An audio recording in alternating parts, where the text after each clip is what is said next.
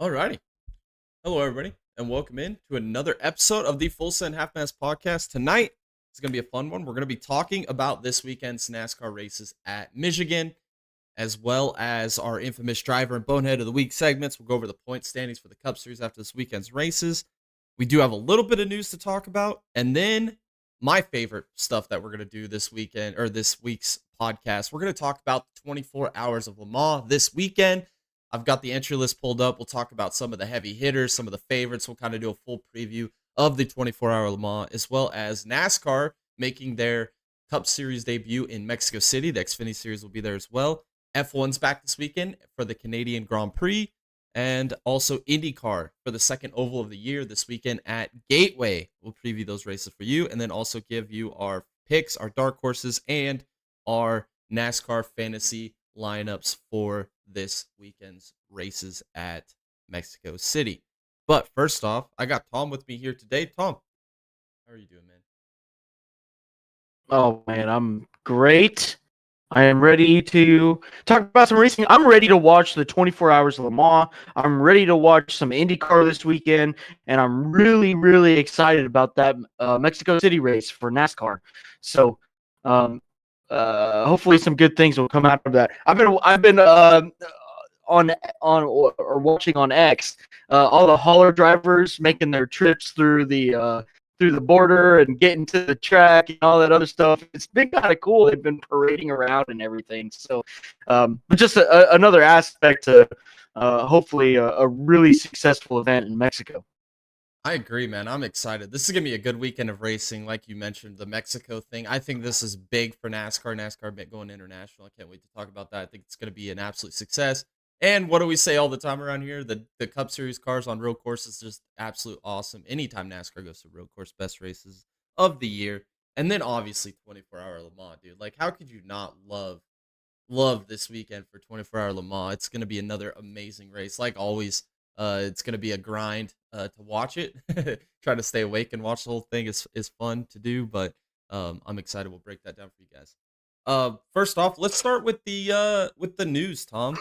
Ram is back in NASCAR. I guess first time Ram is they had the Dodge Ram, but now it's Ram. It's its own independent company now from the Dodge brand. It's kind of under the same umbrella company, but making a return to the Truck Series 2026. We got the unveil at Michigan, man.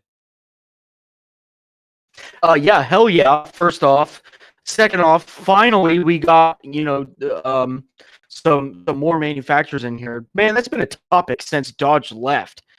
Are we going to get Honda? Are we going to get Nissan? Or is there another competitor who wants to come in? I mean, finally, now we really, really, really need Honda or Nissan. And honestly, there's been rumors going rampant right now that Honda has already signed a deal with NASCAR, and they're going to be creating, the HRC. Is that what it's called? Honda Racing whatever whatever the North American one is. That they're developing a car already. So I really, really, really hope that's the case. Could you imagine 5 manufacturers in NASCAR? That'd be crazy. That'd be awesome, man. It hasn't been that way in a long time. Probably since like the 60s, 70s, or 80s in NASCAR that we've had that many different manufacturers. Yeah, that's right. That's crazy. I can't wait to see the Honda Ridgeline, though. Oh, man, that'll be a meme chuck, man. Oh, man. Like you said, dude, it's great for NASCAR. I think, yeah, like you said, 5 manufacturers. It's crazy to think about, dude. Especially when it looked like we're only going to have 2 not too long ago in NASCAR. So it's kind of crazy. This one I did kind of want to talk about. It's been rumored for, a couple months now. And I was hoping it was just a rumor and it wasn't going to come into fruition. But it looks like the Canadian Grand Prix is going to intertwine or in conflict with the Indy 500 next year, both in the North American races for Formula One, IndyCar, respectively. This is bad for IndyCar, bad for F1. Like, how do you see this playing out, television-wise, viewership-wise, success rate-wise for both events? Yeah, so, actually, Jeff Gluck came out with a article about this, and it's actually really good. Sometimes Jeff Gluck could be really cringy on the side of NASCAR, basically because he's a NASCAR shill, but really what he said about the Indy 500 and or IndyCar and F1 competing with each other. And I'll try to remember a quote of which he said. He said, everybody looks at the F1 guys, the Europeans as being snobby and, kind of boosting their product as the best product in the world. And most of the time you're just like, yeah, whatever. It doesn't matter. We've got some good racing over here in North America. And he said, when this announcement came out about competing with the Indy 500, it makes you realize that all those snide comments against the Europeans and F1 were probably true. Mm-hmm. Like him. Yeah, 100%. Some actual good journalist reporting there, like raw feelings. Like he actually put together a really, really good article, and I suggest everybody to come and read it. I wish I could have posted it in the Discord today. I was just really busy, but I'll find it. I'll put it in the Discord as well. Yeah, I mean, yeah, I don't know what's gonna happen because I know that Formula One's just definitely gonna bring in more viewers. I don't know if it's a Canadian Grand Prix stacked against an Indy 500, dude. Like, I'm just kind of worried that the Indy 500 is gonna it won't lose its like in viewership like goes to track or people that watch it anyway throughout the year. I think in America the Indy 500 will probably do better than the Canadian Grand Prix. Worldwide though, I think we could see a lot of viewers not watch the Indy 500 that would have watched it years past that were out of this country are probably going to watch that Formula One Canadian Grand Prix instead. That's kind of what I'm thinking. I hope I'm wrong because I feel like the Indy 500 is. I mean, it is. It's a Triple Crown event. There's like a handful of races that actually draw the big attention, big numbers that they deserve, and this is one of them. In America, I don't see it struggling. Like NASCAR fans, especially, are gonna watch, which is most North American racing fans are NASCAR fans, it seems. But I feel like those guys are gonna watch Indy 500 over the Canadian Grand Prix because it's oval, Yeah, I mean, look, to be honest, I'm probably gonna have both races side by side. I'm gonna watch them. Yeah. Because like to me, to me, it's really hard to compete with another race in this day and age because everybody has multiple screens on their computers. Everybody has streaming services. Everybody has the ability to log on to some sort of internet to watch it. Like, it doesn't make a difference to me. I have that capability. But I can see the capability of some people where, maybe some people only have one TV in their house where they can only watch one thing at a time and, they're passing the remote around and whatever. So I get that aspect. Is it the end of the world though? No, it's not. I mean, it's just two different classifications of racing. Do I think it's stupid that F1 did it? Yeah, it's kind of dumb, but what can you do about it? Yeah, exactly. I'm gonna watch it regardless. I'm a racing fan. I think the one thing that IndyCar could do to really kind of like put it to F1 here is if they moved the start time up just a little bit and started maybe like 30 minutes for the Canadian Grand Prix. I think that'd be hilarious. Yeah. I mean, I feel like that would be the best way to get back at him. Yeah. Yeah. Because people are going to tune in to minutes before the F1 race. Yep. Because people will tune in to watch the start of the Indy 500 and maybe they get stuck and they don't move over back to the F1 Grand Prix. Maybe they stay on the Indy 500. We could have another compelling beginning like the 2025 Indy 500. Yeah, right? I mean, are you really going to switch away from that? No. No. No, you watch F1 races for the first 5 laps and the last 5 laps because that's where the most action is. Yes. It's Well, and I find myself with that way too. Like you said, you'll have both races on the same screen. I find myself kind of doing the same thing where if I put 2 races on multiple screens at the same time, whatever race I started watching first, I'm usually more invested in than the race that started a little after that I'm watching on the second screen.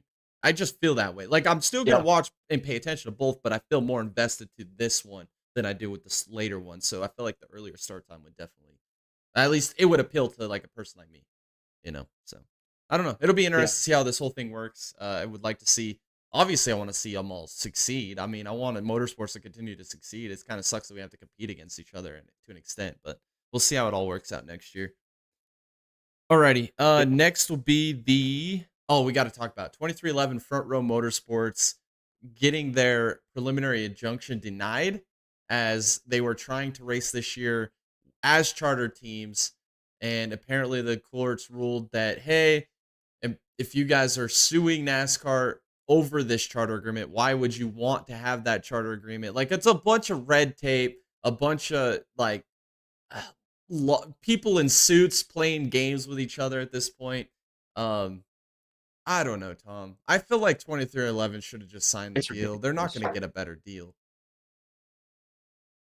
Well, I mean, the problem is though, is that if anything happens, you cannot blame sue whatever NASCAR. That's the problem. That is the main piece of legislator that at 2311 and front row racing are going after. If you just reword it or just take it out completely, everybody's happy. Yeah. Because what it's turning into is just a freaking monopoly on the teams based upon the charters. This is why you don't do charters. Charters do not work. It just pisses everybody off. And now you're going to lose 2 teams. You're going to lose 2 teams.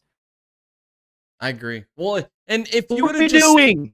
without the charters, though, you could have just like had it been how it been from the beginning of time, where everybody's independent, everybody could show up, race a race, or they cannot show up and not race a race, and then you had higher purses. I mean, there was a lot of better things before the charter system. I hope that other motorsports don't go down this stupid track of charters, because I mean, the way NASCAR looks at it, I've heard reports that NASCAR doesn't even care about the charters anymore. They just did the charter agreement just to appease the teams. Like they would rather just get rid of them completely, which I think is the optimum way to go here. I mean, Yeah, but how do you get rid of it now, though? Because people have paid $40 million for a stupid freaking, whatever it may be, a piece of paper or whatever, to go racing on Sunday. How do you repay that? yeah, that's a lot of bullshit So right there. it's in NASCAR till the end of the time now. Yep. I mean, you can't take it away.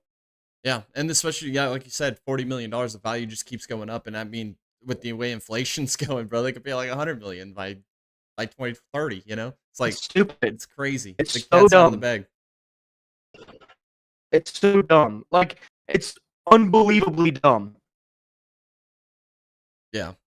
I'm just tired of like hearing about it. Like I just want it to be resolved already. Like either they get the charters or they don't. Like let's just or I don't know, man. Ideally, it'd be just nice to get rid of the charters and somehow find a way to pay. Even if like NASCAR did a payment system where they're like, over the next 5 years, we'll give you each this percentage each year for the next 5 years, and you can, however much you spent on a charter, we'll reimburse you that money that you spent on that charter or something. I don't know. You got to do something, man. You got to do something to get rid of this charter system.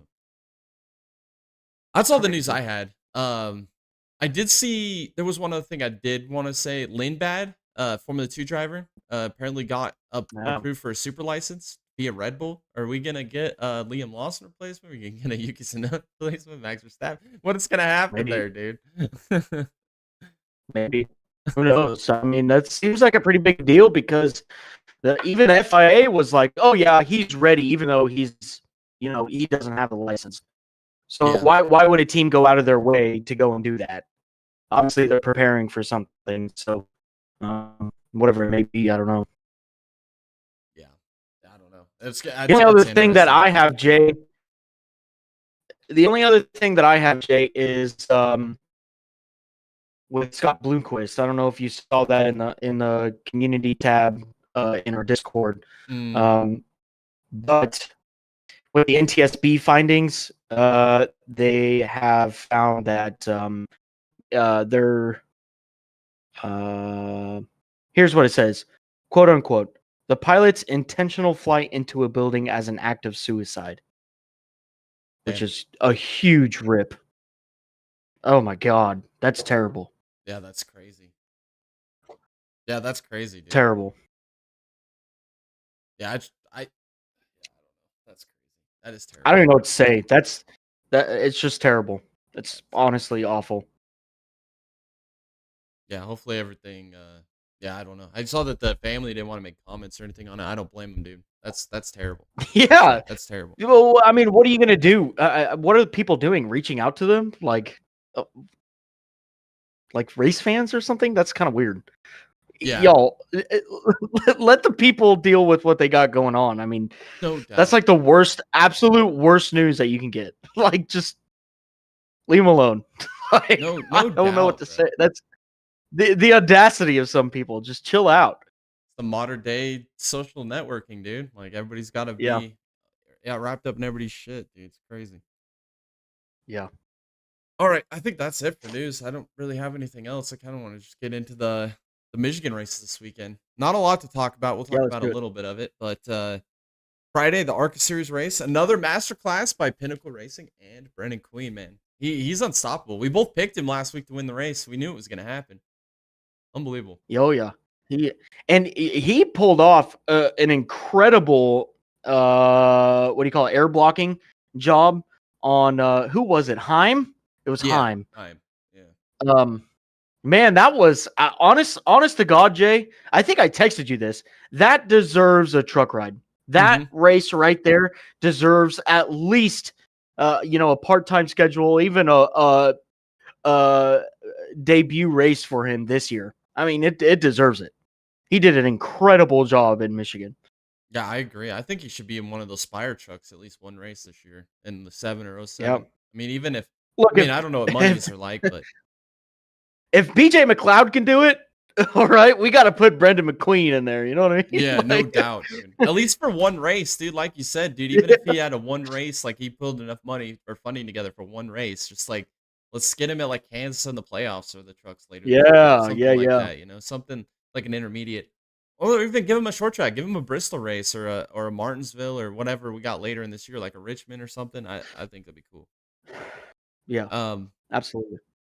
I don't know. The only other thing, dude, I do have to say about ARCA, dude, and it's getting really, really hard to watch ARCA races anymore. And it's not even the fact that we have the ARCA break shenanigans and all the random bullshit that happens, but like the ARCA series just turned into like a 4-car series, bro. Like it just, Yeah.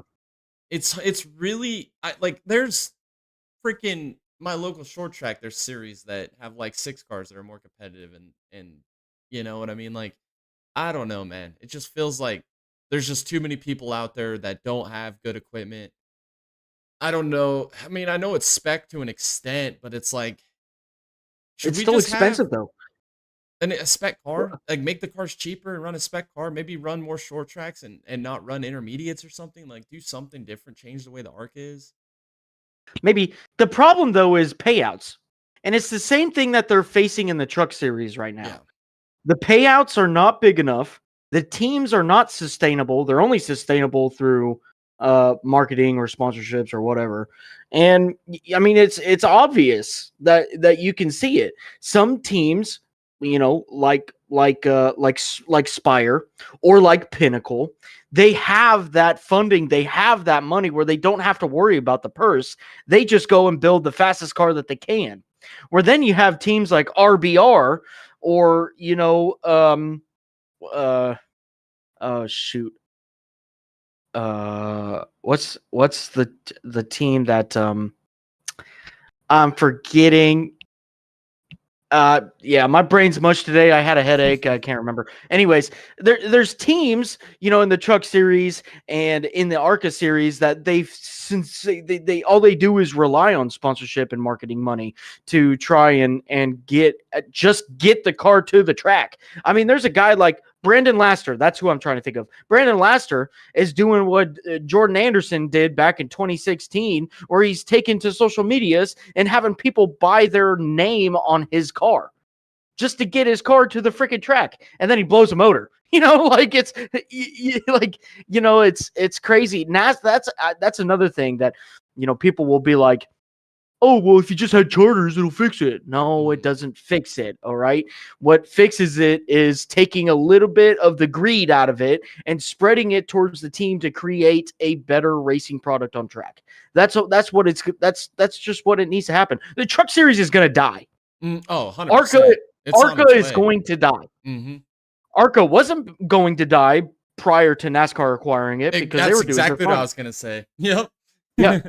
So, ever since NASCAR acquired it, I'm not saying that you had more competitive cars pre NASCAR acquisition, but still, like, I don't know. I don't know. There's just so many things I feel like are fundamentally wrong, and it's all combining into this one ball of just shit is what it is. And it's just killing these series.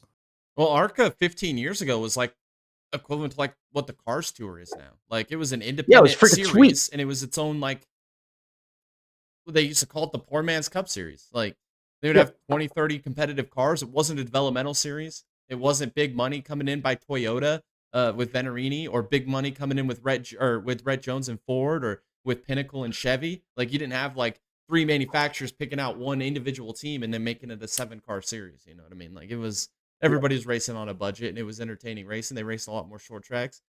Daytona was added to the schedule, 12 years ago? It hasn't been long that they've been racing at Daytona in the ARCA series. So it's like there's certain things that NASCAR has done to change it. And then you have the ARCA West, ARCA East. I don't know why you don't just combine it into one series and just run short tracks. I don't know. It could. There's a lot of potential there. It's just like Tom said. There's just having no good payouts, not having an equivalent amount of money going spread out. I mean, in ARCA, I feel like what ARCA should do is that they should just give the winner 25% of the money, and then this other 75% they just split it equal from P2 to P last. Yeah. Just make it where winning is the only thing that matters. Like if you go to like a World of Outlaw race, like the winner's the one that makes all the fucking money. Everybody else splits the rest of it. It's like, do that. I don't know. Yeah. Then nobody would really get an advantage at that point because it's pretty even. I don't know. All right, let's talk about the truck series. The DQS Solutions and Staffing 200. Corey Heim swept both stages. I don't really know how to really talk about this race. I didn't think it was like probably like the greatest of races. I mean, Truck Series in Michigan. How long? It's been a few years since they raced in Michigan. The last time I remember was that Brett Moffitt win there a few years ago, maybe 5-6 years ago. I do got to talk about Rajah. Comes off his win, ends up sending it 3 wide in the middle there. Lost control of his truck. Ends up bouncing off the wall. How to go from 0 to 0 in a week. Rajah showed it right there this weekend. Chastain had an incredible save, though. Holy cow, dude. He was dead sideways down off of 2, man. I don't know how he saved that race truck, dude. Absolute unbelievable talent. You want to know the best part about that whole ordeal? How ecstatic the broadcasting booth was. Yes. That's a first for the truck series, especially on Fox. I can't even say it legitly. I just remember Jamie Little go, "Oh, he's sideways." I thought I could say that without smiling, but it's not possible, dude. Oh, man. It's just a joke. Oh, God. Never a dull moment. Oh, man. All right. ThorSport. We got to talk about ThorSport for a minute. Didn't we get on here last week and shit on ThorSport and say how bad they were? I think they put 4 of their trucks in the top 10, man. That's the best race I've seen ThorSport have in a long time, dude. Yeah. About damn time, though. Golly. What have they been doing, man? I feel like they just been at the shop this whole time, just 2 arms out like this and going back and forth for weeks, for the entire year. Yeah, skiing. That's what they've been doing. It's crazy. It's finally, we saw a little bit of speed out of there. It was insane, dude. I looked at the end of the race at the results, and I'm like, there's no way. Four ThorSport trucks up there in the front, especially Luke Fenhouse. He finished P3, dude. Great job. Yeah. Even Michael Waltrip was saying it in the broadcast booth. By the way, I feel like Michael Waltrip was just absolutely shit-faced the entire race. Oh, I'm serious. Like, this guy probably has a drinking problem that needs to be addressed because He needs therapy. yeah, like there's something definitely wrong there. And if he needs help, man, he needs help. But golly, where's Ben Rhodes from? Where did he come Oh, from? Kentucky. Kentucky. What the hell? Yeah. Oh man. Um, let's see. Oh, we got to talk about Stuart Friesen here for a minute. I do got to give him some flowers here because I remember listening. I was listening to MRN after the Rockingham race, after Stuart Friesen was running, top 5 or something like that, and got involved in a wreck late. Post race Yeah. interview after the Infield Care Center. I'm done. I suck. I can't do this anymore. I think it's time I step out of this truck and we put somebody with some talent in here. I can't finish a damn race. Just it was hard to listen to. Is what my Yeah. point is. It was really hard to listen to because we've seen the potential for Stuart Friesen. What was it like 3 years ago? He was in the championship 4 battle for a championship. Yeah. Like he's won races. He's competitive. He races. God, probably more races a year than Larson does, and nobody even talks about it. Like every time I go turn on Flow Racing or Dirt Vision or whatever, I see Stuart Friesen in a race somewhere, running his dirt modified somewhere around some place around the world. Like it's crazy the amount of races he runs, and it's like just have terrible year, man. Like he just cannot finish a race. I mean, even from last year, it stemmed from last year too. Can't finish a race, runs up front, has something happen to him, makes a mistake, has a penalty on pit road, just whatever it is, something goes wrong. He wins a race, dude. Like not even a month later from that whole I'm done, I'm retiring escapade, and now he's back at Victory Lane. That was a cool moment, dude. I feel excited for Stuart Friesen. He's good for the sport. You know what's even cooler? I think it was with 5 laps to go, he was P17. Yes. Unbelievable. You know? So, like, even coming back in the matter of the caution, surviving the wrecks, he came from P17 to win that race. Incredible. Yeah, it was absolutely incredible. Well, and then we got to talk about what set up the run to the front too with all the cautions, like that restart. We had Corey Haim shoving the back of Gio Ruggiero, ends up spinning him sideways. Tanner Gray, dude. I mean, he literally just absolutely just demolished Chastain. I mean, Chastain has the control car, and you would have thought Tanner Gray was the control car. That was one of the stupidest things I've ever saw, dude. Like, I understand pushing on a restart, but like, not even giving Chastain a chance to go, and you're already pushing him. That was just stupid, in my opinion. Like, the leader controls the restart, not you from third freaking place, Tanner Gray. That was dumb. That was just dumb. I did not. That was a bad look, man. Yeah. Freaking Truck Series, man. It's just a shit show. I mean, and what was it, like 3-4 years ago? Truck Series was probably the best series in all of NASCAR. It was so good. And now it's like, I think it's the worst. The truck races are almost unwatchable anymore. They are just, it's sad. It is sad, bro. Like, yeah. For sure. Oh, man. For sure. Is there anything else you want to talk about? I feel like we covered the race pretty good there. Yeah, old Michael Waltrip again. I swear he was just absolutely blitzed the entire race. Spilled the Ram announcement mid truck race, and then he says, Cletus McFarlane is the driver. What? What? Like, it wasn't even announced yet. What are we doing? You know, like, the driver still hasn't been announced, and he's still the damn driver. You know, like, and this is like the day before they showcased the truck. Yeah.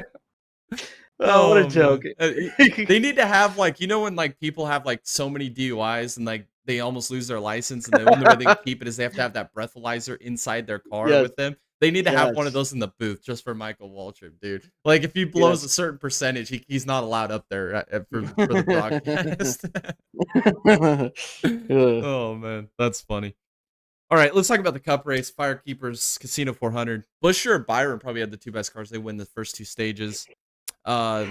Massive crash for Alex Bowman. What was it? Cole Custer came down on Cindric and then end up just basically rocket shipping his car right up into Bowman. Bowman went head on into the wall. I mean, that was violent, dude. We say it with Priest all the time. Priest has the most violent wrecks, but Bowman, he's got probably the second most violent wrecks in the Cup Series. It also looked really weird, Jay, because when Custer came up, is Custer the one who hit him in the left front? Yeah, Or yeah, was it? Okay. yeah. Because he came into Cindric's and then went back up the track into Bowman. Yeah. Yeah. When they made that contact there, it's almost like the left front toe link broke and it Mm-hmm. just locked the wheel to the right, even though Bowman was going to the left. I mean, if you've got a right front wheel completely turned to the right and you're turning to the left with the right hand wheel, you can't do anything. And it just completely moved his car, clockwise into the wall. Like it was the weirdest, in my opinion, a really weird wreck. And not only was it weird, it was a massive hit. That thing was absolutely I don't even know. I feel like if I was there at the track, I would have been able to hear it from a mile or two away because that was just a massive hit. Like these cars are junk. Mm-hmm. They're terrible. 100%.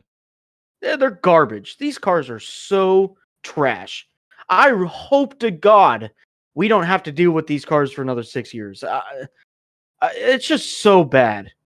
I'm afraid we're gonna have to though. NASCAR's invested so much money into this freaking car, dude, that they're just not gonna freaking. They're just too stubborn, dude. It's gonna take somebody Garbage. seriously fucking hurt or dead before something changes. Is NASCAR don't give a shit, dude. They don't give a shit. No. It's bad. Yeah. Yeah. And again, I mean, how many freaking hard hits are Priest, Blaney, and Bowman gonna take? I feel like those three are the poster child for this freaking car, man. Like those three have gotten the most violent hits, the hardest hits, and luckily they're all freaking still walking. I mean, it's Yeah. insane how hard. Like Blaney, Daytona's had a couple bad hits. He had the inside wall hit at what was it, New Hampshire last year. Priest with all his aerial action, Bowman with this hard hit with the concussion, and then the hard hit this weekend with the head on. I mean, it's like, man, those three drivers can't buy a break, dude. It's crazy.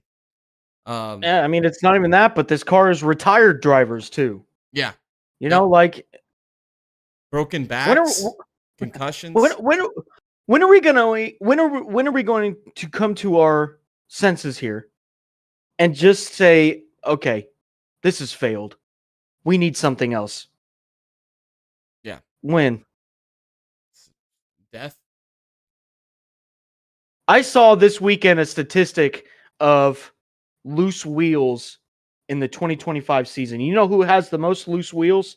Wheels that fell off the car? Is it Busher? No, team wise. Oh, team wise. This is a good question. It's And I not guess it's RFK, is it? nope, not even close. I don't know. Who is it? It's Joe Gibbs Oh, really? with 9 instances. 9. Jesus, The man. next one is Hendrick with 5. And who was the other one? I think it was RFK with 5 too. The only reason I say And then RFK because it feels Trackhouse like with Busher's always 4 got and one. yeah. Like, but that's just this year. That's insane, That's bro.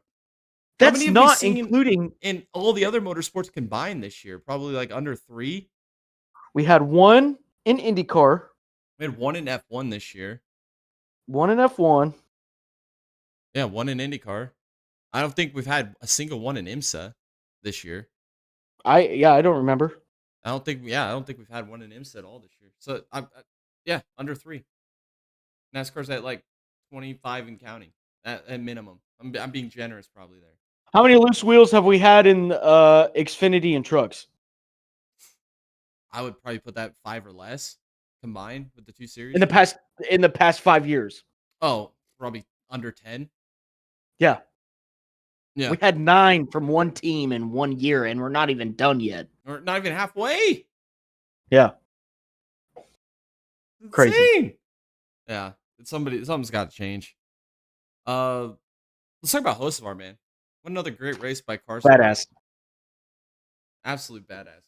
It's gonna be a matter of time before it's. I think your comparison. I think you texted me and said it's like Kyle Larson before he got his first win. I feel the same. Yeah, right. It's like Casey Kane and Kyle Larson kind of combined there because it's like how many races did they lose before they finally won one? It feels like Hocevar A lot. Same boat there. Yeah.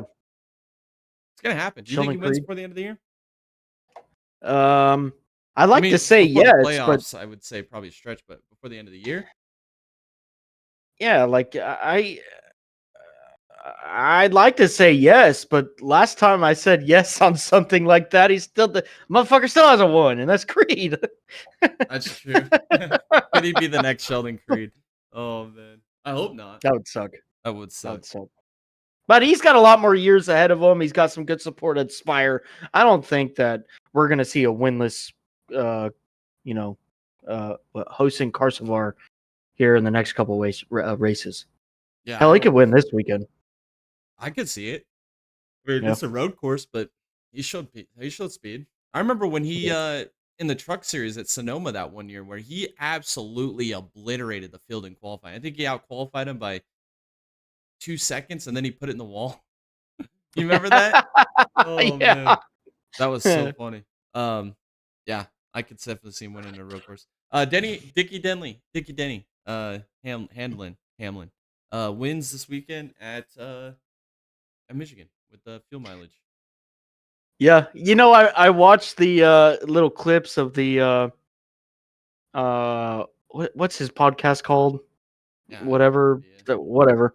Anyways, he said this was his first fuel mileage win. And I was like, I don't think that could be true. I swear that can't be true. well, I thought back, Jay, and I'm like, you know what? Anytime Hamlin has won, it is because of pure outright speed or because of unfortunate circumstances to the leader. I can't remember a time where he won a race on fuel mileage. He hasn't won a super speedway race because of fuel mileage. No, you can't win a road course. Yeah, all right. He can't win a road course. Like I don't know. And there's no I fuel can't mileage remember. at short tracks, and that's where he's won most of his races at. It's in short tracks. Yeah, Yeah, you might be right. Might actually be right. I can't remember. I 57 still wins can't though. stand the fucker, dude. I still can't stand him. He gets I, out of the car. oh, I can't stand him. I can't fucking stand him. Right when he won the race, I fucking turned it off. I can't stand that fucker, dude. Like, he's got the stupidest fucking look, man. Like, he is such a dumbass, bro. Like, why did he say, "Hey, daddy"? because he's an idiot. Why did he say that? Freaking idiot, man. It's so weird. It's so cringe. Why would you say that? I can't. And then he goes in front of the Michigan crowd and goes, "Ohio." What? Dude. You're not even from Ohio. No, he has no ties or affiliation to Ohio. He's just, and then he's like, but then they just boo me all the time. Well, no shit, dude, because you're a dumbass. And it's not even like your personality, Denny, which I think is pretty shitty. I don't really I think you're an idiot anyway, but like it's the way you race people, dude. Like, you've built this reputation by driving like a complete asshole. Like, every time I go to like or watch any race, it doesn't even matter if I'm watching a freaking scooter race, if I'm watching a short track race, if I'm watching a road race, if an F1 race, every time I see somebody just absolutely run somebody up the wall into the wall or up off the track with the right side of their car, it's the Denny Hamlin move. It will always, in my mind, be the Denny Hamlin move to the day I die. Anytime I see somebody get walled by somebody else, it's a Denny Hamlin move. It will never change. I've seen you do it 100 fucking times, dude. And you don't learn. It will always be the Denny Hamlin move. And then you bitch about it when other people do it. So it's like, yeah. I love it. I think it's great. I think it's great. I think it's great for the sport. You got to have that enemy. You know what I mean? Like, I was really hoping Carson Hocevar would be that guy, but now everybody's starting to like Carson, and it's kind of weird. But it is weird. I liked Carson when he was a terrorist in the truck series. You know, I think people like Hosen because he hasn't wrecked Elliott or Larson yet. Once he wrecks one of those two, it's over, dude. It's fucking over. If he touches that 9 car one time, dude, he's gonna be on a terrorist hit list, dude. Like, it's over. Yep.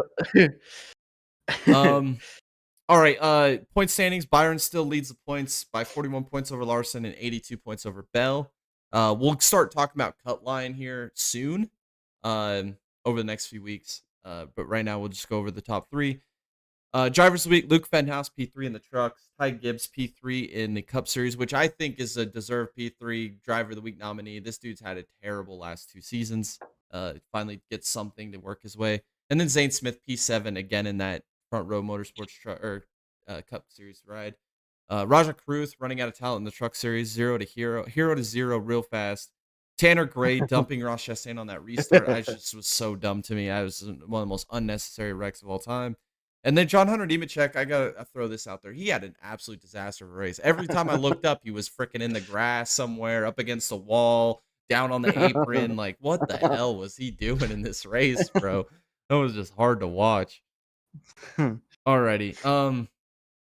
Let's do it. Let's preview the races this weekend. This is the best part of the podcast. We're going to talk about it here with you guys now. Xfinity Cup at Mexico City, at Indy NXT in IndyCar at Gateway, and then Formula One at Canada, and then the race we're all looking forward to the most, the 24 Hours of Le Mans for the World Endurance Championship. We'll do a preview with that here in a second. Notable entries for the Xfinity Series race on Saturday at Mexico City. We got Daniel Suarez in the number 9 for Junior Motorsports. Ty Gibbs with in the 19 for JGR. Christopher Bell with Sam Hunt Racing in the 24. Austin Green won the ARCA race at Charlotte a few weeks ago. Now he's back with Jordan Anderson in the 32. Watch out for him this weekend. I feel like he's going to be a threat for a good top 10 finish. Sage Karam making another start in the Xfinity Series with Joey Gase Racing in the 53. And then the Cup Series, got to say it, Catherine Lake with Live Fast in the 78. Alrighty, now it's time that we preview the 24 Hours of Le Mans. Let's go over some of the entries because we got 3 Porsche Penske's in this. We got their IMSA team with Nick Tandy, Felipe Nasr, and Pascal Wehrlein in the 4 machine. Also, their season long with the 5 and 6.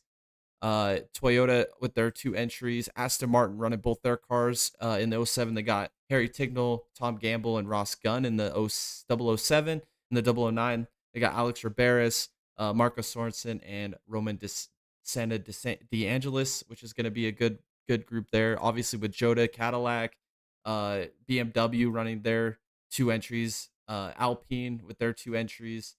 Let's see. Got Ferrari with their 2 entries, which is probably the favorite going in, Tom. If I was to say, I think if you picked a Ferrari this weekend, you're probably looking pretty good on the money line. With obviously, even if you take the AF Corsa, obviously they're bringing back Kubica, Yi, and Hansen, who had that amazing run last year in the 24 Le Mans till they threw the BMW into the guardrail and ended their chance to win the race. Peugeot with their 2 entries, we'll see if they can turn something around. Proton is in the 99 this weekend with Yanni, Pino, and Verone.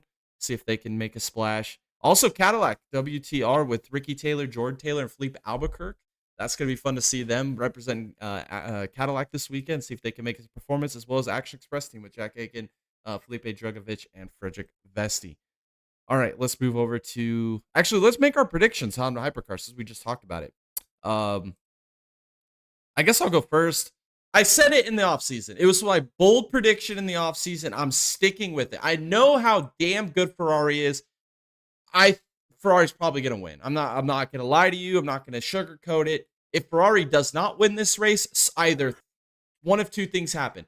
Something really tragic happened to Ferrari, either strategy-wise or they had reliability issues, which I just cannot see happening. They're 2-time defending 24-hour Le Mans winners. Or another team somehow outlasted a BOP, outlasted circumstances, somehow, some way, found a way to victory lane just by the pure sheer luck and magical gods of racing. I don't know. That's the way I feel about this race. Who do I think is going to be in the mix with Ferrari during this race? I would probably have to say Porsche. They've not had a good start to the World Endurance Championship season. They've kicked ass in IMSA. Roger Penske is putting a lot into this race. I have a feeling this is like really the last crown jewel on his list of accomplishments to achieve. I feel like they're going to put a lot into this race. Don't count on anything Toyota related because of the BOP. Toyota is absolutely screwed. Their number 7 car looks beautiful, but it ain't going to matter when it's an absolute dump truck on the racetrack, even with how good of drivers they have. The 8 Toyota, they could be a threat. They've changed their driver lineup around this year compared to what it's been the last few years. They got Brendan Hartley, Hirakawa, and Buemi in that car, which is a good lineup. We'll see how they can run. Aston Martin's going to be dog water. Proton, I feel like, is going to be dog water. Peugeot, I feel like, is a dark horse in this race, dude. I don't know how good Peugeot is going to be. Obviously, BMW has been the second best team in World Enduro Championship this year. Does BMW have something for Ferrari? Um, I would say yes, but with the track record of BMW over the last few years, they've struggled with strategy. Their drivers can't keep the cars out of the wall, and they can't not make mistakes. That's just the BMW way. So I don't know how much faith I put in them. Alpine, I feel like it's an ultimate dark horse, and then obviously Hertz Joda. I mean, if we have a relapse of the Qatar incident that absolutely ruined their chances there at the beginning of the year, let's hope that doesn't happen. They've got great driver lineups with Sebastian Bourdais, Jenson Button, Earl Bamber in that 38 machine. I would say that's got to be your favorite going in for the Joda team this weekend. And then what was the last one? Oh yeah, we got to go over the other Cadillac team with Action Express, which has had terrible luck. If you remember, what was it 2 years ago where Jack Aiken freaking totaled the car on the first chicane in the Mulsanne Straight on the first lap of the race. We'll see if he pulls some stupid shit again this year. Frederick Vesti, remember he had that big wreck at Daytona. See if maybe they can bounce back. And then obviously with Wayne Taylor with the brothers racing Jordan and Ricky, with Philippe Albuquerque, who has have some of the worst luck you can imagine. We'll see if they can pull it around this year. All right, that goes through that. Okay. Like I said, sticking with Porsche to win this race. So I went through all the driver lineups and tried to decide who was the team to go for here. Who was the one of the Porsches to win. And all of my heart wanted to go with Mr. 24 Hour. I want to go so bad with the number 4 machine, the IMSA ride with Felipe Nasr, Nick Tandy, and Pascal Wehrlein. I wanted to do it so bad because I'm just a huge fan of Nick Tandy this year. Not so much last year, but this year he's just been so fun to watch. And then Felipe Nasr is like one of the best closers in all of motorsports, and especially in sports car racing. That's gonna be a fun team to watch. I looked at the 5 car. I do like their lineup. Mathieu Jaminet, I've always been on the fence with him. Sometimes he can be the best driver on the planet. Sometimes he could look like a clown. Other times, they also have Christensen, which is going to be a great add to that team, and Lauer is going to be great. I guess long story short, I'm going with the number 6, dude. I'm going to take the number 6 Porsche with Kevin Estre, Lawrence Vantor, who has absolutely been a beast this year with that Porsche team. Won the 24 Hours of Daytona, won Sebring back to back. And then he went off and I believe they finished P2 at Bathurst in the 12-hour in the GT3 car. Then he went and ran the GT3 car at Long Beach and won there. So he's good. And then also I'm a big fan of Matt Campbell. I feel like he's had some bad luck as of late in sports car racing. He really hasn't had the performances. It just seems like anything and everything go bad for him. I think all the stars line this weekend, man. I like this lineup. Kevin Estre, Lawrence Vantor, Matty Campbell. Give me the number 6 Porsche Penske to win this weekend. And I think that they're going to shock the world and bring rain on the parade of the Ferrari machine that just keeps on chugging along. Jay, I kind of went back and forth on this. I really do want Penske to win this because it would complete his cabinet. It really would. And I think that, with how cool that would be is really the first team in history to accomplish all of that. It'd be kind of cool to be able to witness it, firsthand. So, I went back and forth. I originally chose the 51 Ferrari, and that's such low-hanging fruit. It's so low-hanging. I can't. It's just not me. I'm not going to do it. I'm going to do the number 4 Porsche. You can't take Nick Tandy out of this. You know what I'm saying? You just can't do it. And I'm not going to do it. Okay? I'm taking the motherfucking Nick Tandy. That's what I'm putting in the notes here. I'm putting Nick Tandy. Mr. Endurance, yeah. Mr. 24, dude. And then I love that lineup. That's a damn good lineup. Nick Tandy, it is. Nazar. I mean, you can't beat it. You can't beat it. Yeah, you can't. So I am going to switch it. I'd like to see Penske do good. I'd like to see Ferrari taken down. I'm going to go with that. And then for my dark horse, this is the car that has the least amount of BOPs on it, has the most potential here at Le Mans, and that's the same team I've been rooting on for the past 3 freaking years. And I'm going with the number 94 Peugeot. And you know what? It doesn't even need to be the 94. I'll take the 93 too. I don't care. I've been Peugeot's #1 fan in this series for the past 3 freaking years. I've been on this podcast almost every freaking week talking about Peugeot and getting their damn win. One win in my lifetime. I want to see it. It can be the 24 Hours of Le Mans. It really can be, especially with what they don't have for a BOP. Hopefully those Euros don't go in there during the race weekend and add some more BOPs or whatever to try and let Ferrari win this. But, I honestly, sincerely think Peugeot has a really good chance of running really well here this weekend. Just them specifically, especially with the magnifying glass that has not been put on their car. So we'll see, but I'm pretty confident Peugeot's going to do pretty good. Alrighty. Well, that leads me into my dark horse pick. I do like the Peugeot pick. I think Peugeot has made leaps this year. They've absolutely performed a lot better. They had glimpses last year where they had that one race where they ran out of fuel, which was unfortunate. I think it's a great pick. God. I think they're going to be competitive. Maybe not winning competitive, but I think that they're going to be up at the front. But then again, like you said, it's 24-hour Le Mans. Anything could happen. Last year, that race was absolutely nutty. The beginning of the race was nutty. The AF Corsa out-strategized the other cars to put themselves in position to have the lead. They built a massive lead, and then the rain came in. They went on an all strategy with tires. They ended up stretching out on the slicks in the rain, built a massive lead. Were able to maintain that lead until they got in the wreck, and then that's kind of when it fell apart. And then you also saw Cadillac kind of do an ultra strategy late in that race with Alex Below behind the wheel to try and maybe sneak a win. That strategy didn't work out. The energy saves are just insane. It's going to be a wild race, man. It's going to be a wild race. And with that being said, the team that I just absolutely fell in love with last year in 24-hour Le Mans, I thought it was the best storyline of the entire race, was Alpine. Alpine qualified freaking amazing last year. I think they qualified, their cars were 5th and 6th on qualifying day. Put themselves in the front of the field, and they maintained it throughout basically the duration of the race until the end when their strategy kind of fell apart and they didn't have enough energy save late, didn't have enough tires late, kind of put themselves on the off strategy, put them towards the back of the pack at the end of the race. I think that changes this year. I think you have to kind of lose. Well, it's a big moniker in racing. You have to lose one before you can win one. We saw with Alex Blow this year. He lost the Indy 500 to Elio Castroneves a few years ago. He ended up using that same strategy to win it this year. We've seen Blaney lose a championship and then come back and win one. We've seen it in motorsports all the time. You have to lose one to win one. I think Alpine learned a lot last year. They raced up towards the front of the field, so they know what it's like racing at the front of the field. They know how to strategize their race a little bit better instead of the way they did it last year where they kind of went balls to the walls on strategy, kind of outpaced themselves a little bit too early, and they end up running energy out late, and they weren't able to contend late in that race. I think they're going to do something a little bit different. If they qualify up front again, I think they're going to try and run the same strategy as a lot of the leaders and try to stay within. What's the big thing at Le Mans, Tom? You got to stay within like 45 seconds going into the final 2 hours. If you can stay right there the whole race, you're going to have a chance to win energy-wise, fuel-wise late in the race. Maybe you can do an all strategy with tires, put in your platinum drivers late in the race. That's something you could do. And this team, the number 36 Alpine, is that team, I think, this year that could be the ultimate dark horse to steal the 24-hour Le Mans. I love their lineup. They got Mick Schumacher, Frederick Machiavecchi, and Jules Gounon, who I'm a huge fan of Jules Gounon.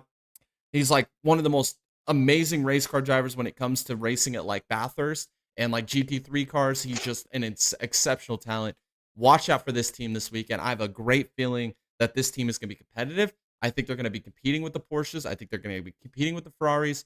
And I don't even know what to say about Cadillac, Tom. I really don't have anything to say about Cadillac. They've just been such a disappointment this year with the lineups they have and the optimism they had with Jota switching over to Cadillac and all the effort they put into that. And it just feels like after that guitar thing, it just fell off a cliff. And I feel like Alpine's going to be the third best team on the grid this year. Yeah, it's disappointing to say the least what Cadillac has done this year, for sure. It's going to be interesting. It's going to be fun. The hypercar race is going to be fun. Also LMP2, that's what we're going to talk about next. Lots of great entries. Got obviously Iron Lynx in the mix. Got Proton in the mix. Can't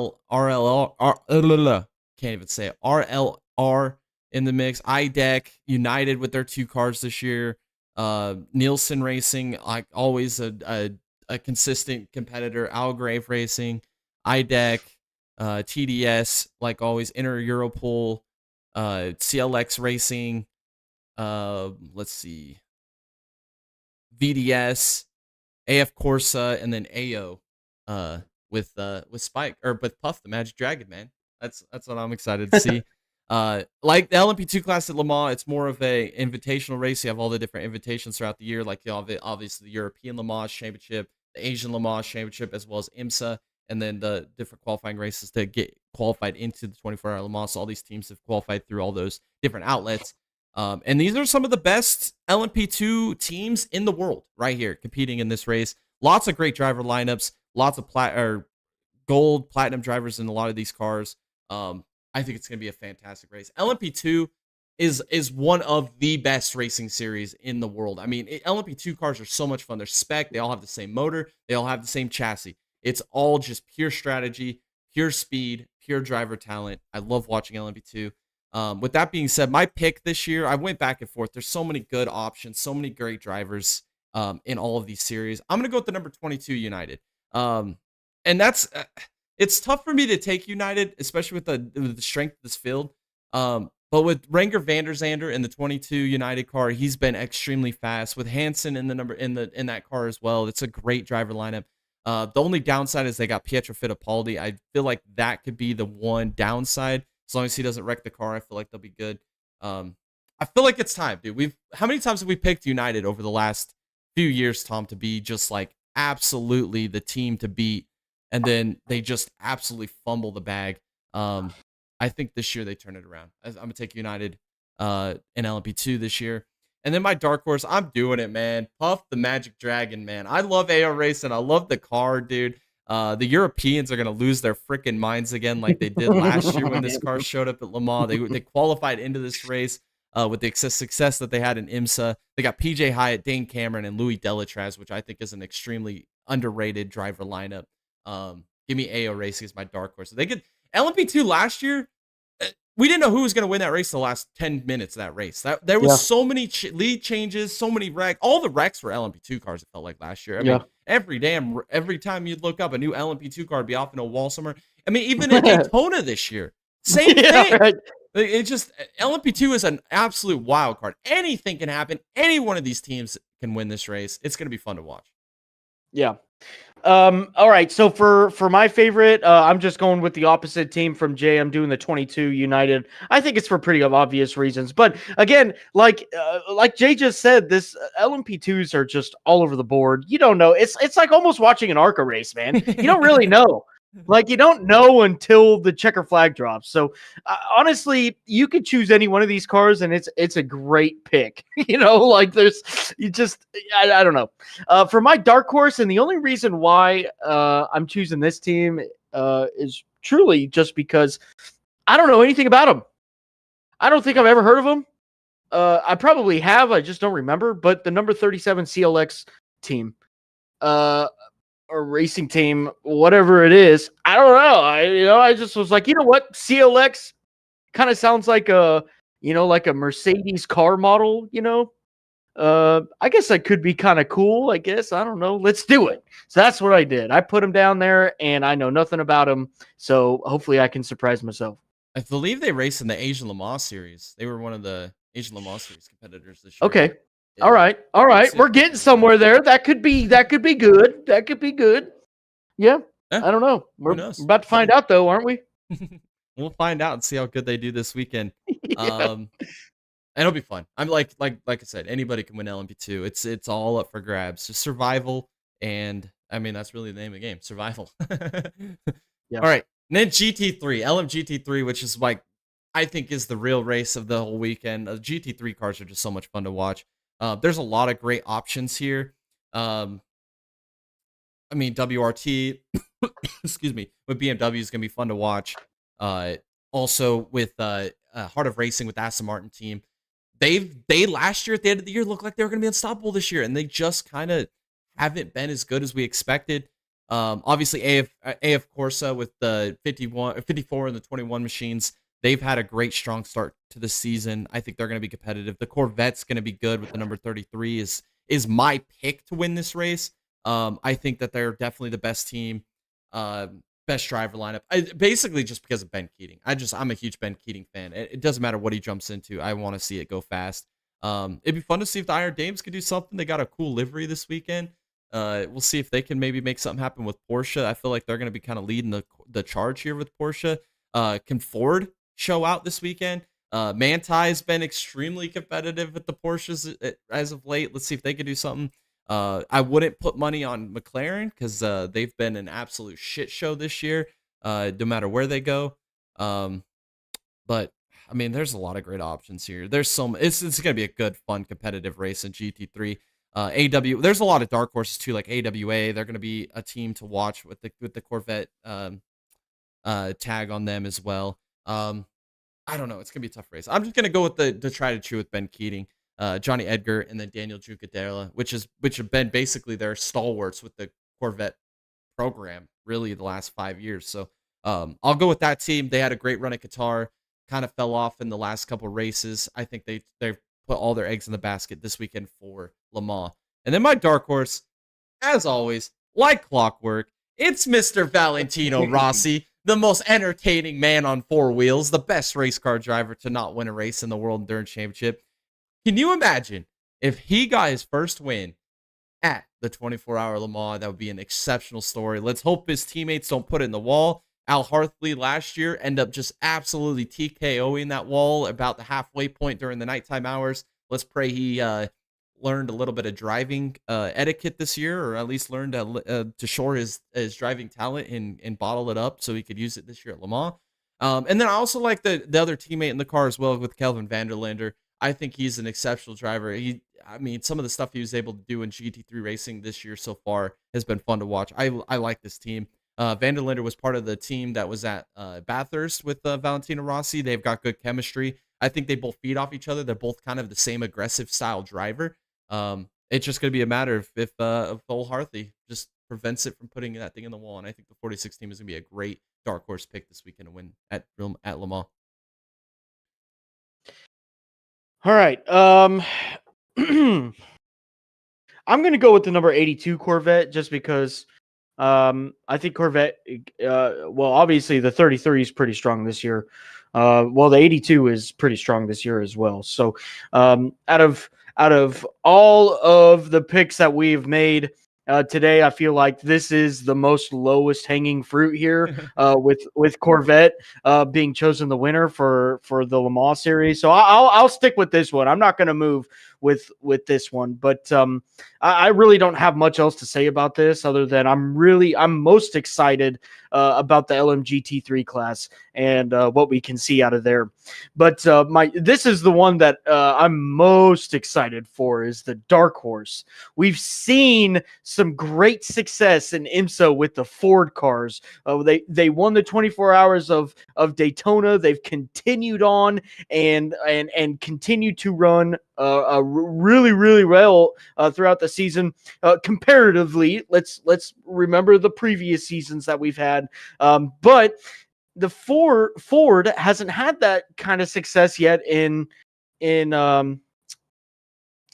Sorry. So I don't know. Can it turn around here? I'm going to go with the number 88 Proton, the Ford Mustang. Last year, we saw just abysmal opening year for the freaking Ford, dude. It was a meme. It was an absolute meme. They crashed at Le Mans last year, and we get this garage zoom in of this just absolute badass lady just screaming at all the dudes to go and start working on this. And I'm like, you know what? Fan forever. I am a fan forever. So, I'm really excited to see what Ford can do specifically this weekend with the Mustang, just because of the successes that Ford has had in IMSA. Am I counting them as a potential winner? I don't know, man. Like, this race is crazy. Anything can happen, right? But I just don't think Ford in the WEC series has the upper advantage in a lot of things with the LMGT class right now. Whatever they found in IMSA obviously has just been freaking phenomenal, but I don't know. I'm just really excited to see that car hit the track. to Jay's point, I'm also really excited to watch the 46 BMW. I'm really, really excited about that. Hopefully, Valentino Rossi's teammates don't screw him over again. So, but yeah, I'm really excited for the Proton. And yeah, I'm ready to watch some LMGT3s on track, man. I really am. I'm so excited, man. This is like one of my favorite races of the year, dude. This race is going to be so much Yeah. fun. Absolute chaos and absolute just thrill. I mean, it's a marathon, but it's a thrill ride, dude. It's so many things change from hour to minute to lap. I mean, it's such a fun race. It's going to be such an awesome time watching it this weekend. And uh leave in the comments your picks for this weekend Hours of Le Mans. I mean, I think it's gonna be one of the ones for the ages, dude. It's gonna be fun. It's gonna be competitive. Alrighty. Let's move on to the Xfinity Series race on Saturday. The Shilongo. I think I said that right. I don't speak Hispanic or Spanish or Spanish. Yeah.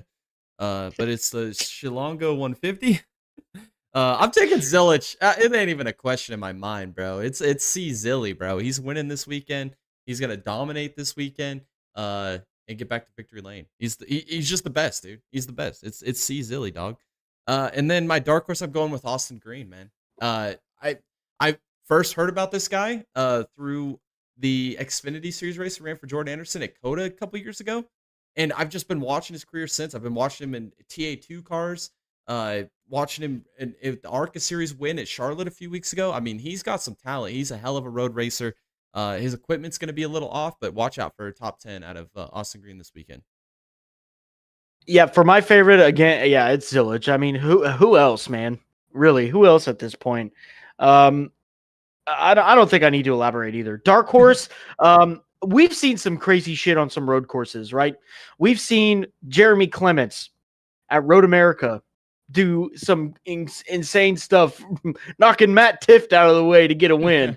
Michael McDowell going off on a one-off with RCR and just absolutely dominating Road America.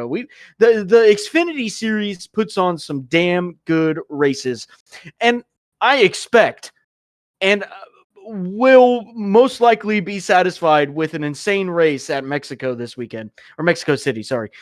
So with that being said, though, I'm going to take Sieg. I think Sieg has obviously he has the talent. He has the potential. That the equipment level of race winning equipment is getting there. I think he can drag a car across the start finish line to win a race, especially with that equipment. Why not a first win on road course? Some of the most successful drivers we've ever seen in NASCAR has gotten their first win on a road course. Why not Ryan Sieg in Mexico City? Yeah, so I'm excited. Typically we don't see Sieg at the top of the leaderboard for a road course, but this is a track that nobody has been to. Obviously, Zilich has the upper hand because it's freaking Zilich. I mean, he's probably gonna dominate. But if it's not Zilich, I feel like it's going to be a team like a Jeremy Clements, like a Jordan Anderson Racing, like a Ryan Sieg Racing, something like that will come to light. And we're going to be seeing the true talent of drivers this weekend in the Xfinity Series and in the Cup Series too. Again, there's just not a lot of data here. It's the first time they're going. It's going to be extremely interesting, especially the height elevation. I'm really excited to see how teams manage that. It's gonna be fun. That's a great pick, man. I like that pick with Sieg. I like we're both on the same mindset there with the beast mode. Connor Zilich, C Zillich. Oh yeah. All right, let's talk about the F1 race on Sunday, the Canadian Grand Prix. We've got what other pick should we pick? I'm going with Piastri. I'm going to keep it nice and simple and easy here. Obviously, McLaren's the best team on the grid, and I think Piastri's the best driver in the best car on the grid right now. So I'll take him to win. Then my dark horse, I know Albon had a little bit of bad luck in the last race at Spain. First DNF of the year. He's had great runs. But remember last year, the Alex Albon move when he just split it like right through the middle with the needle threader. Alex Albon move of the year. I still say it all the time. Every time I see somebody pull that move off in any type of other race, like I don't even care if I'm at my local short track, if I'm at watching an IMSA race or whatever, dude. If I see somebody pull that needle threader move off, I've coined it the Alex Albon move. It will always be the Alex Albon move. Yeah, he's my dark horse this weekend at Canada.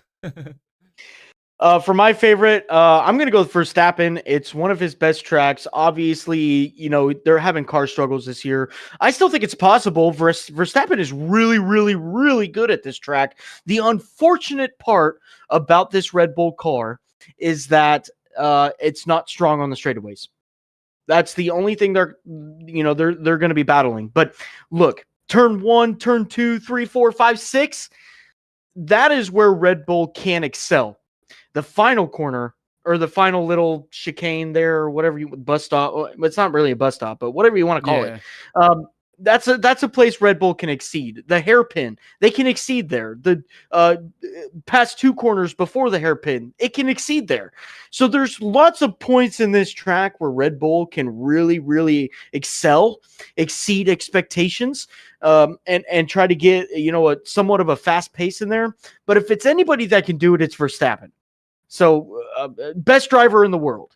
He really is right now at this point in time. I don't think there's anybody else. So again, if anybody can do it, it's going to be Verstappen. My dark horse, I've called it since last year at Italy. I'm going to ride this train till the end of time. I'm going for Kimi Antonelli. Antonelli is probably like my next driver that I'm going to follow for a very long time. But look, he's had some really, really bad luck in the past couple of races, whether it's reliability or a wheel falling off or whatever it may be. He's just had some terrible, terrible luck. We can get it turned around in the land that constantly apologizes for nothing, and hopefully he can do it. Antonelli, he's got a pretty decent car underneath him.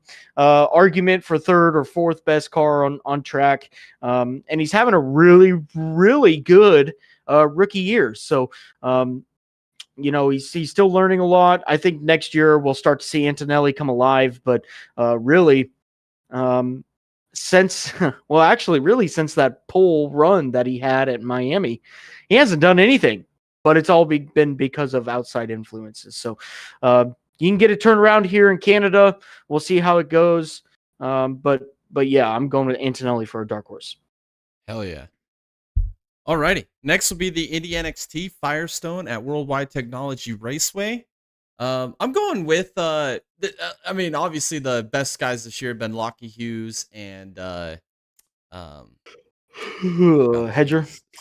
Escaping me at this moment. Hauger. His teammate. Yeah, Dennis Hauger. That's who I was thinking of. Yes. The guy that's leading the points. Those have been the best 2 guys all year long. Well, there's a 3rd guy there under the Andretti stable who absolutely put on a hell of a show every oval last year in the Indy NXT series. He was freaking this close to winning one of those damn things. I remember last year, what was it? Milwaukee or was it Gateway last year where he drove from, or it was Iowa. No, it was Iowa. He drove from basically dead last on the field up to like P2 by the end. Got beat by Kyle Collette, obviously. Or no, it was Louis Foster, and then Kyle Collette, I think, was P2. So I think he finished P3 behind those guys. But he went from dead last up to P3 in a short Indy NXT race. And then backed it up again at Milwaukee later in the year. Did it again at Gateway. I mean, this dude is an absolute freaking amazing driver on ovals. I'm going with Salvador de Alba. I think this man is going to put on a freaking show, dude. Like, he's going to bring home the steering wheel, or he's going to bring home that checker flag this week. And he was making 3 wide moves on the outside last year on ovals. He was making dive bombs. I think he pulled an Alex Albon move at one point. I mean, this dude's going to be fun as hell to watch here this weekend. I'm taking D'Alba to win. And then my dark horse, I'm going with Miles Rowe, like always, until he finally wins one. He's so fast. It's just a matter of time. Oh yeah, I'm gonna go with the opposite here. I'm gonna go with the potential obvious Lucky Hughes here. I don't think Hauger is gonna be the best at ovals so far. We'll see though. I have a better feeling about Lucky Hughes this weekend, so I'm gonna go with him. And then for a dark horse, I'm gonna go with Callum Hedge for literally no particular reason, just Callum Hedge. Heck yeah. Wait, none of us picked Deegan? It's an oval, bud. Oh my gosh. That's what she Yeah. does.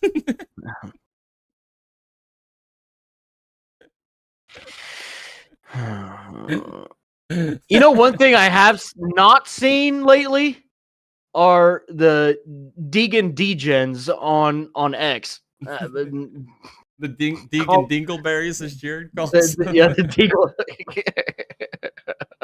The Deagleberries. You know what's the best thing about that? When that whole thing was going down, Haley Deegan's dad went and had a interview with Kenny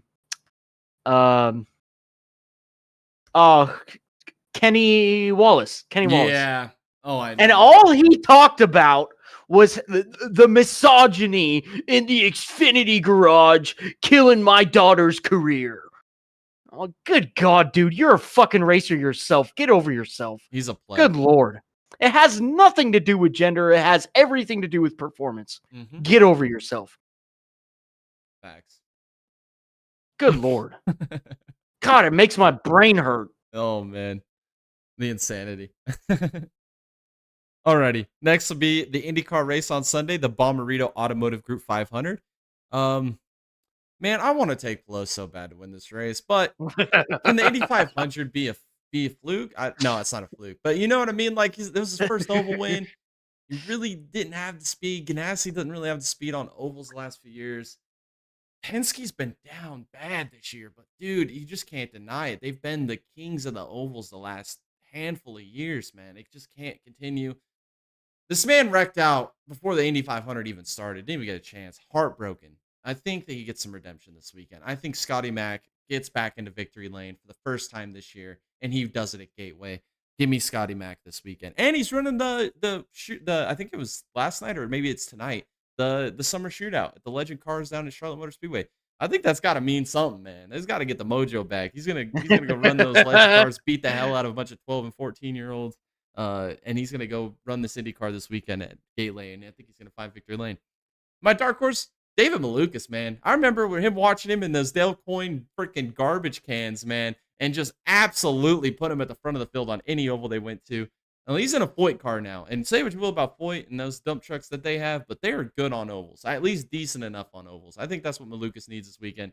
I think Malukas can be a factor in this race. Yeah, you know, speaking about Dale Coyne, did you see that they hired back forgetting his name. God dang it. I'm looking. I'm looking. I know I posted it. I might have skimmed through it. Here we go. Michael Cannon. That's who I was thinking of. Right. Yeah. Dale Coyne hired back Michael Cannon. Thank God. Watch out. All right. Dale Coyne's about to come back. I'm telling you. Watch out. But with that being said, favorites. Who else are we choosing? I mean, it's fucking below. Look, I think Pelot is just at another level right now. I think he's just absolutely insane. What he did in the month of May was just incredible. I don't know. I mean, obviously he's got a great team behind him. I don't know who can stop him. Who can? Really? Who can stop him? David Malukas in Detroit. David Malukas? Yeah, exactly. And that's where we're going with our dark horse. It's freaking David Malukas. Look, I'm still on the Malukas tour, comeback tour. These rumors running rampant, man, about Will Power losing his ride, David Malukas going to Penske, you know, and then who was it? Was it Bob Pockras who asked Will Power if he lost his ride to Malukas? And then Will Power was like, "Oh, I haven't heard of that." So it's like, yeah. So I don't know if he's actually going to Penske or not, but regardless, Malukas, man, he is on a freaking run right now, dude. Holy cow. From the Indy 500 to the month of May, or just really the month of May. And then even at Detroit, if he didn't even have his accident with Pelot, man, what a phenomenal race he put together. Holy cow. And then, Santino being just freaking golden horseshoe up his ass. I don't know. But look, at Gateway, though, Malukas is going to be absolutely, yeah, I think he's going to be on fire. An actual contender to win the race, I believe. I believe it. So, yeah, that's going to be my dark horse. I like it. Those are some good picks. I'm excited for this race, man. It's gonna be fun. It's gonna be entertaining. Our first real true oval of the season, minus the Indy 500. It's gonna be interesting to see how this all plays out, and can Plo maintain his championship gap as we progress through this rest of the season. All right. And then Sunday, the Cup Series at Mexico City, the Viva Mexico 250. I'm going with Shane Van Gisbergen. It's not even a question in my mind. I mean, I'm just looking back at the last few road course races. At Detroit last year, or Chicago last year, had the best car, got taken out. But I can't go Chase Briscoe. That fucking idiot. Don't get me started on that. I can go on a rant on how freaking waste of time that guy is. But and then obviously choked away the Watkins Glen race last year. And then this year at Coda got kind of ran over and abused early in the race. Had a great run with Kyle Busch, and then for some reason that car was absolute dog shit at the end. And then again, can't go Chase Briscoe. Instead of just letting SVG go by with the faster car, he decides to hold him up for 18 laps and takes SVG completely out of contention. I don't think Chase fucking Briscoe is going to be up at the front of the field this weekend, so he can't not go and mess up SVG. SVG is going to win this race. I'm just saying it. Shane Van Gisbergen, second career Cup win. And then my dark horse, I'm going to go with Todd Gilliland. He is an underrated road racer. Front row has been really good with their road course package over the last few years. I have a good feeling about Gilliland in top 10 this weekend. I honestly thought about putting him on fantasy lineup. I think he's a definite good dark horse pick. All right, for my favorite, going with the obvious, it's Van Glizzy. Out of anybody who has outright talent on road course racing, I mean, it's Shane just goes straight to the top. It's the most safe, most competitive bet that you can put out there right now for the Mexico City Grand Prix. So I think that's the lowest hanging fruit here. I really feel like SVG pretty much has this locked down, but we'll see. We'll see. Like Jay said, he's had some pretty bad road course racing this year in terms of luck, and last year as well. So we'll see. But for my dark horse, out of somebody who, or what we just talked about, really is who do you look at for the most potential, the most skill, the most talent when it comes to road course racing? The first person that comes to my mind, other than Van Glizzy, is AJ Allmendinger. Allmendinger has been the road course ringer for a while. I mean, he's been running full time in Cup the past couple of years, and it just really, really, really sucks. But Allmendinger is going to be able to come here. Nobody's going to have data on this track. Nobody. So when they go out to on the track for the first time, they're going to be experiencing stuff that they've never felt, seen, tried before. And Allmendinger is probably one of the best drivers to be able to adapt to stuff like that, other than Van Glizzy. So with Allmendinger's experience in road course racing, whether it's from all of his previous road course racing experience or his time in NASCAR, I just think that he has that talent above a lot of others. Now, also, there's a couple of other drivers, or really one driver that I'm looking at really hard for this race weekend, other than these two drivers. It's Alex Bowman. You've got to keep Alex Bowman in mind when it comes to races like these. He can absolutely steal a race win this weekend, and you got to be careful on that. Absolutely put him on your lineup if you can. No, I agree. Alex Bowman's probably the most underrated road racer in NASCAR for sure. He's finally got the one at Chicago. Yeah, that's not a bad pick. I mean, every year they go to Coda, he's top 10 driver every year. I mean, they go. Only one he struggles at is Watkins Glen. That's the one track he can't figure out, but he's a great road racer as well. Let's see. NASCAR fantasy lineup. I'm gonna go with Chastain. I think Trackhouse is going to be good this weekend. Between Chastain and SVG, I think they're both going to be up in the top 10 all day long. I'm going to take Michael McDowell. I think he's a great road racer as well. Those Spire machines have been a lot faster. I think McDowell's going to be a threat this weekend as well. I like your pick with Allmendinger. I'm putting him on my lineup as well. And I'm gonna put Reddick just because Reddick's like the tried and true, consistent road racer. I mean, it's everywhere they go, he seems to be up the front and any road course. So I'll put him on there as well. All right, I'm gonna go with Allmendinger for obvious reasons. SVG for obvious reasons. I'm gonna go with Hosen Karsavar just because of the momentum he has going right now. I think that really means something in the racing world. And then I'm also going with Tyler Reddick, and I'm also going with Alex Bowman. Alrighty, now it's matchup time. We've got Chastain versus Hamlin. I'm going Chastain, no brainer. Hamlin cannot drive anywhere but that. Like the only way he could turn right is if he's putting you in the wall. So that's all he's got. Yeah, I mean the same. Look, we're gonna see the 11 firewall deep into a tire barrier Yep. this weekend. I'm calling it. I'm calling it. Oh man. Next one is SVG versus Suarez, and this is. I mean, you got to imagine the amount of pressure on Suarez's back this weekend. It's gonna make him boil alive, dude. He's done. He's cooked, bro. SVG easy money. Yeah, this isn't even a matchup. What are we talking about? It should have been the 88 and the 16. That would have That's been what a it should have good been. matchup for sure. Yeah. Yeah. All right. The next one is McDowell and Bowman. All of my heart wants to take Bowman, but he has been on a worse streak. That's why I didn't put him on my fantasy lineup, so I didn't mention him at all in any of the things. They can't finish a race, and if they do finish a race at their 20th, I mean, it's just awful what the 48 cars gone through so far. 3 straight DNFs from Charlotte. Well, not DNF at Charlotte, but 3 straight wrecks. Charlotte to Nashville to this weekend at Michigan. They've just been on an absolute downslide in the playoff points. They were at one point in the season, they were like top 3 in points, dude. They were looking good, and now they're like right on the cut line now. So, can they turn around this weekend? 100%. Absolutely believe they could. This is a good track for them. Bowman is always fast on any road course they go to. He just finds the speed instantaneously, and he runs with it. He's going to be a top 10 threat.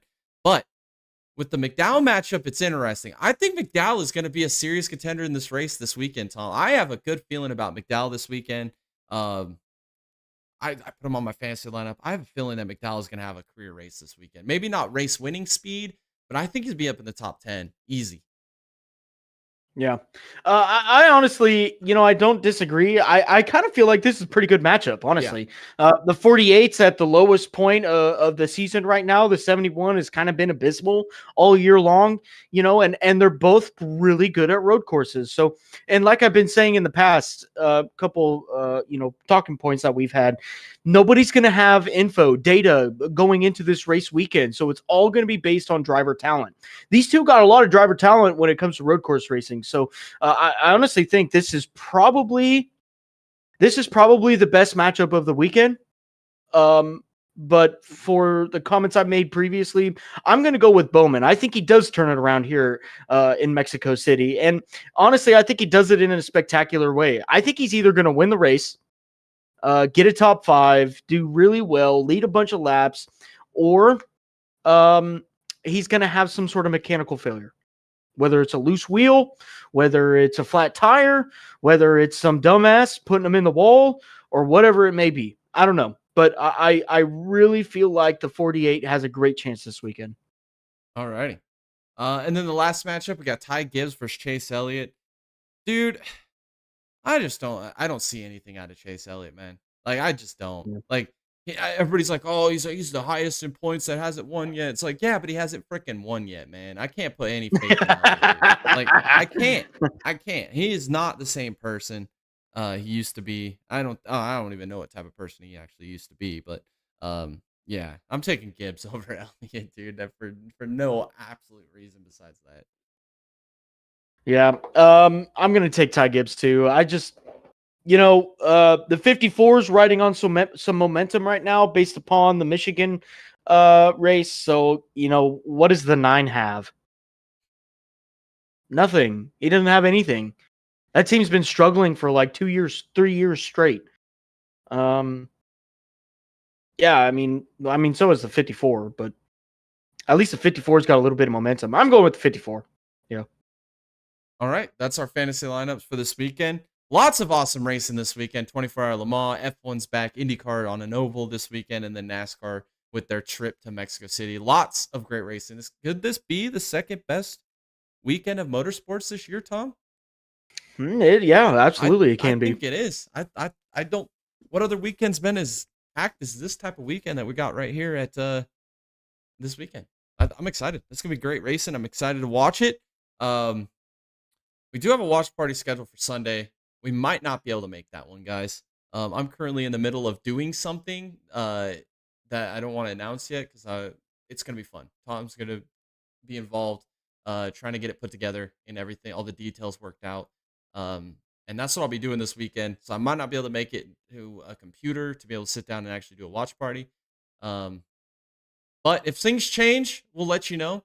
I would like to do it. If I can, I'll do my best effort to try and make it happen. But if not, we apologize and we will try to make it up to you guys in another way at another time. So yeah, we'll try to work that out. It's supposed to be Mexico City. You guys voted on it. We'll see if we can make that happen this weekend. Also, if you guys want to support our channel, make sure you guys hit the like button on the video. Make sure you hit the subscribe button to stay up to date and turn the notifications on for every weekly podcast we do on Tuesdays. That really helps us out a ton with the algorithms here on YouTube. Also, if you guys want to join the most awesome, best, greatest racing motorsports community on the internet, join our Discord. That link is in the description below. All of the rumors, drama, news, our fantasy games with NASCAR Fantasy and F1 Fantasy. If you guys are involved with that and you guys want to join our leagues, you can do that as well. Those links are all in our Discord for you guys to join. It's a fun community. Post your own news on there as well. Read about news about other motorsports. It's such a fun time out here on our Discord. Make sure to follow us on all of our socials. We got X, Patreon, all of them. They're all links are in the description below. All the social media platforms that you can think of. Go support us over there to stay up to date with everything happening on this channel, as well as a merch store where you guys can support us. We got all kinds of awesome merch. We got Big Daddy NASCAR, Big Daddy IMSA, Dega Boys merch. All those proceeds help us to continue to make better content for you guys here on YouTube.